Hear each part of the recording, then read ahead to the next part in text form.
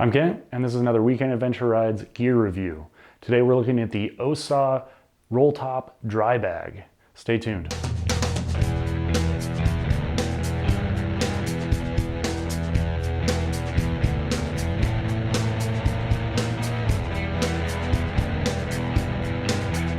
Okay, so here I have the 60-liter Osaw DRYPAK and the 40-liter Osaw DRYPAK. Now, these are identical other than this one having 20 more liters. I initially purchased this 60-liter pack for my motorcycle trips, and I found that this one is actually a little bit large. I had to put it perpendicular to the bike across the panniers, and that made it a little bit difficult to get into the panniers when I was trying to get water out or something like that. So I was really pleased with the construction of this bag. I had absolutely zero tears in it, and it wore pretty well. For the year that I've had this, very happy with it.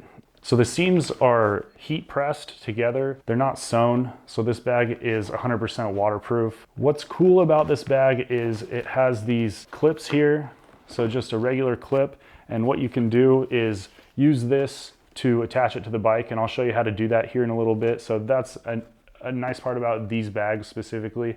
Now, these are from China, and they were designed for motorcycles in compared to like a lot of the dry bags that are for whitewater rafting. These are specific to motorcycles. And I got these on Amazon. You can get either one of these for about $70. Comparing that to the price of a lot of other dry bags, this is a really good deal. The 60-liter one, obviously a little big. So the 40, I can actually mount that to the bike parallel with the bags, and it gives me an opportunity to kind of lean back on the outside of the bag, and it doesn't obstruct getting into the panniers for me.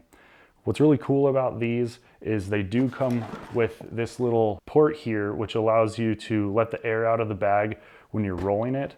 So a lot of dry bags, as you roll them up, they fill up with air, and then you got to kind of work with it to get all the air out. With this air release, open it up, let all the air out, squish it down so everything fits in there well, and then you just close this up, and then it's watertight again. What I'm gonna do, I'm gonna grab all of the equipment that I normally keep in here. I'm gonna pack it into the bag, show you kind of what my thinking is with that as far as keeping items dry, and then I'll show you how to mount it up to the bike.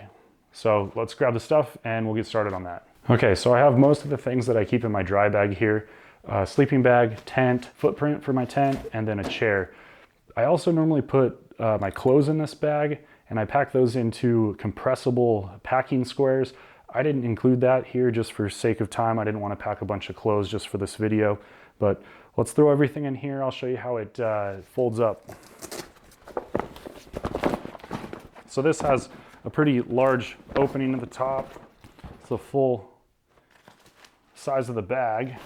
So tent, sleeping bag, a chair, and then the footprint. So there's Velcro at the top. You just Velcro those together. And then you normally want about 3 twists with this. Let's open the air valve here. You can hear the air escaping. Okay, so we got it all rolled in. Then there's clips on the end. Clip those, tighten them down.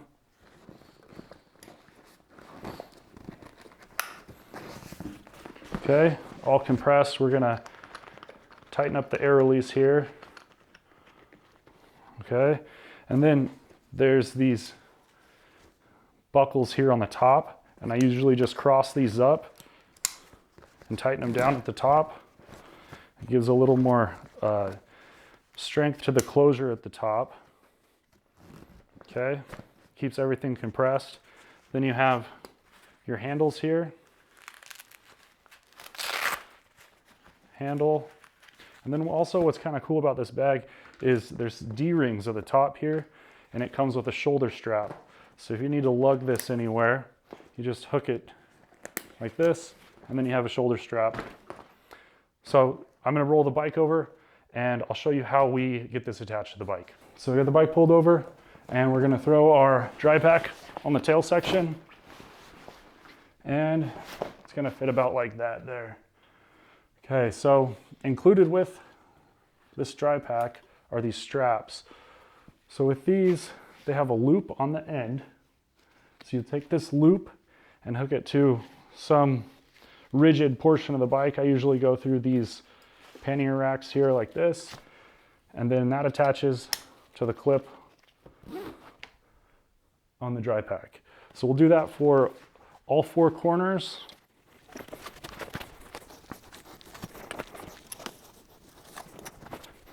Okay, so that's how it straps on. Pretty easy, included with the kit, and they're pretty secure. So if I'm gonna do a lot of off-road riding, I will take and attach a set of rock straps over the top of this, just so that it's not moving around too much. Sometimes these can loosen up when things are banging around and moving around off-road.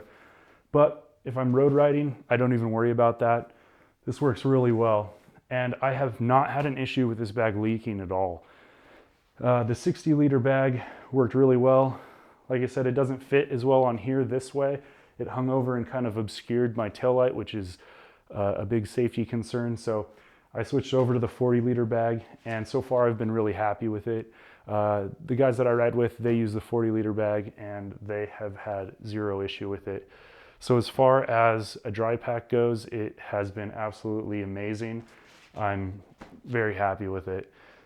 It is $70. I got it on Amazon. It does come from China, so it can take up to a month to get. It took me a week and a half to get this one. The guys I ride with, when they ordered it, I think it took anywhere from a week to 3 weeks to get. So if you're planning ahead, you don't really have to worry about the shipping time. Okay, if you like this video, please like it, subscribe, and then follow us for more gear reviews and how-tos. I appreciate you watching the video. All right, we'll see you next time.